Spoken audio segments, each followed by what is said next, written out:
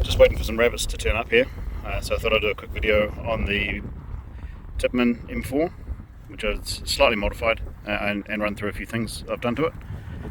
So to start with, I've taken the it is the Pro Elite model, so it did come with an alloy handguard, but I've put on a 9-inch handguard instead and cut the barrel down to 13 inches or so, and it's got a DPT over barrel suppressor on it with only 2 baffles, and it nests just inside the handguard. Got a rail on the bottom and on the side for torches or bipods or whatever else you might need. Got these nifty rubber rail covers. They're really good for dampening down the sound, so you can hear that. It doesn't ring or ting like the standard ones do.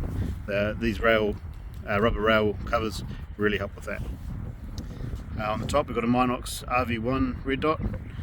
That has not shifted point of impact at all in 18 months, and this thing's had some serious use and hard use. It gets thrown around the back of the truck. You can see all the high points and things are all worn off. Like it's out with me every day. It gets a lot of use. We've got a single point sling here, which is fantastic. I just put my head and one arm through that, and then it sits underneath my shoulder, underneath my armpit, ready to use. Got the Magpul CTR rear stock on it. It's got a dowel in the back there to stop it from collapsing all the way, because as it is there, it's just over minimum length, but it still does pull out to adult size length of pull.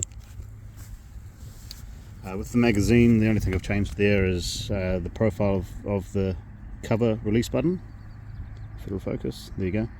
I took a little bit off the front and a little bit off the back just to make it a bit easier to open. I found that the button's really hard to push and really hard to open the mags up. Obviously they open up so that you can pull the follower down and feed bullets in much easier. Now the thing with these Tippmanns is that they like to be used properly, so you don't have to be gentle with it. When you're racking the bolt, it's held open at the moment. When you're racking the bolt, pull it back and let it go. Pull it back. You don't have to slowly push it forward. You can just pull it back and release it. The forward assist does work. It does actually push on the bolt, and you can do the bolt hold open. A bit tricky with one hand, but you just push on the bottom of the bolt release as you release the bolt, and then just slap it when you need to. Works fine. To strip these down, it's easy, just a pin for the top.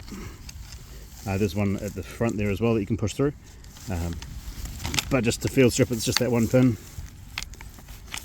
Pull the bolt. It's that easy.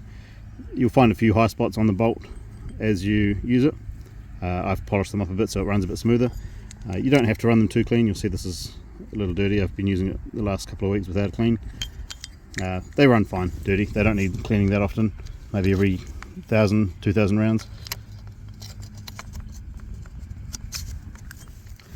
Now, one difference between the way the Tippmann and a standard AR works for disassembly is that the hammer has to be cocked back to drop the upper back onto the lower.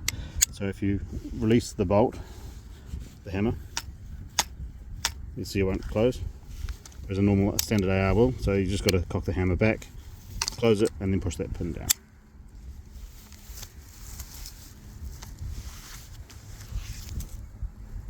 I'm pretty happy with this setup. Rabbits out to 80, 100 meters and no problem. Red dot's set at 25 and 50 as zeros. Makes it really easy to use.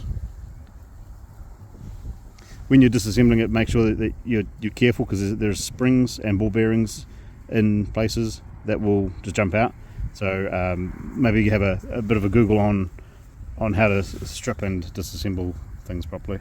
With the buffer tubes spring inside the buffer, you can wrap the end of it with a piece of inner tube, and that helps to remove the twang, because your ear is right here as you're taking a shot, so every time the buffer moves back you can hear that sort of twang, just like a spring air rifle. But if you put a piece of inner tube rubber around the end of the spring, that really helps a lot. If you Google that, I think that mod is called a Ranger Band mod. You should find that, but any inner tube will work. Just got to get the right size and sort of an 1.5 inch sort of bit, you're away.